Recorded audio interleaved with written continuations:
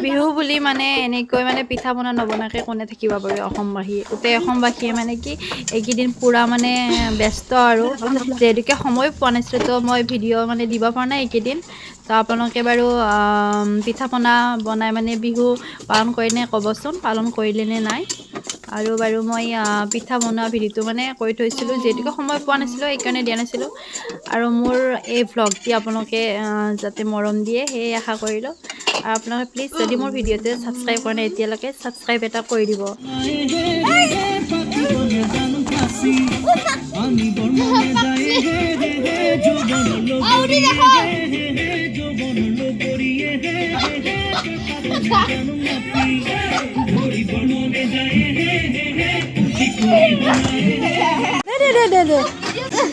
এইখিনিতে আপোনাক সকলোকে কৈছোঁ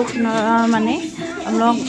কৈছোঁ মানে মোৰ চেনেলটি আপোনালোকক যদি ভাল লাগে প্লিজ লাইক কমেণ্ট শ্বেয়াৰ আৰু ছাবস্ক্ৰাইব এটা কৰি দিব হেল্ল' গাইছ আজি আছা বিহু আমি আজি কৰি আছোঁ ফুৰ্তি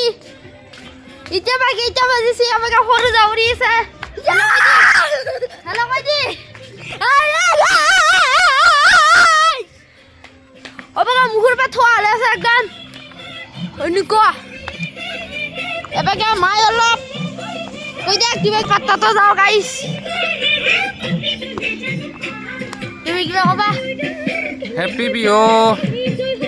নাদুৰে তো একে কথা কৈ আছ এইবাৰ মাই কিবা ক'ব বোলে গাইছ নিজে মাতছি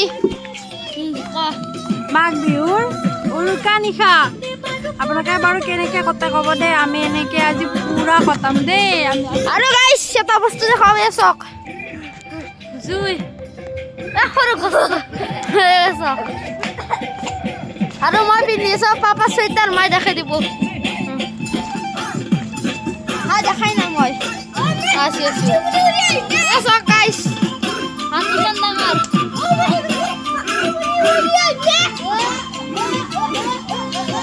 ডাঙৰ মাছা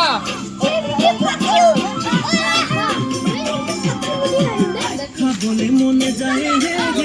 সাপা ভাজে বাতিয়ে সাপা ভাজে বাতিয়ে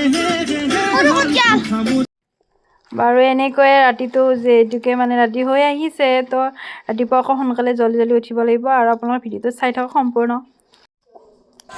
ৰাতিপুৱা মানে এনেকৈ আকৌ মেজি জ্বলাবলৈ মানে গ'ল সকলোৱে গাঁৱৰ মানে ৰাইজসকল ওলাই গ'ল আৰু ময়ো মানে ঠগি লৈ গ'ল তাত মই গৈ পোৱাত মানে অকণমান দেৰি হ'ল বাবুহঁতে গৈছে আগতে বাৰু সিহঁতে মানে ভিডিঅ'টি কৰি থৈছিলে ভালেই হ'ল দিব পাৰিলোঁ আপোনালোকে বাৰু মেজি জ্বলোৱা পৰম্পৰা ক'ত ক'ত কৰে বা কেনেকৈ কৰে ক'বচোন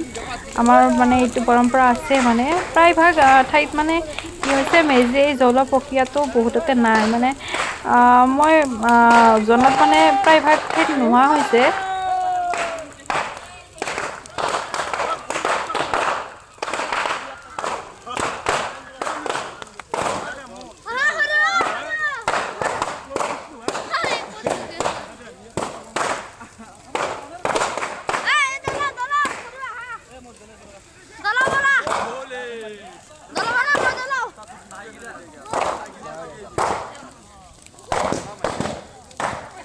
ইফালে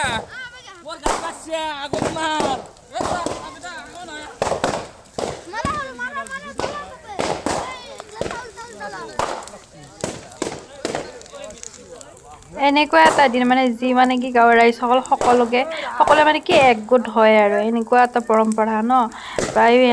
বছৰৰ মূৰত আহে আৰু বাবুহঁতে মানে এনেকৈ কণী খেল মানে খেলিবৰ কাৰণে হাঁহৰ কণী খেলে এইটো লৈ সি মানে নাজানো লাজ কৰিছে নে ভয় কৰিছে সি কিন্তু নোৱাৰিলে পাতাব নোৱাৰিলে কণীটো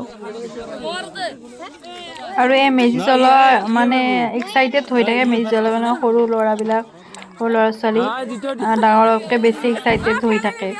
কাৰণ সিহঁতে ভাল পায় আমিও যিহেতুকে আগতে ন সৰু হৈ থাকোঁতে মানে এইবিলাক ভাল পাইছিলোঁ আৰু সিহঁতেও সেইটোৱে আৰু ভাল পায় আৰু যিহেতুকে এইটো যাতে আমাৰ ভৱিষ্যতলৈ আমাৰ যিটো নৱপ্ৰজন্ম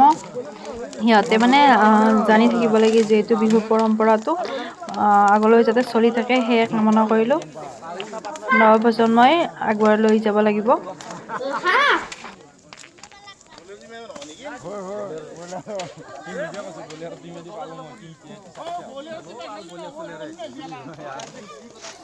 মানে এই মেজিত যিহেতুকে মানে মাহ কৰা হয়,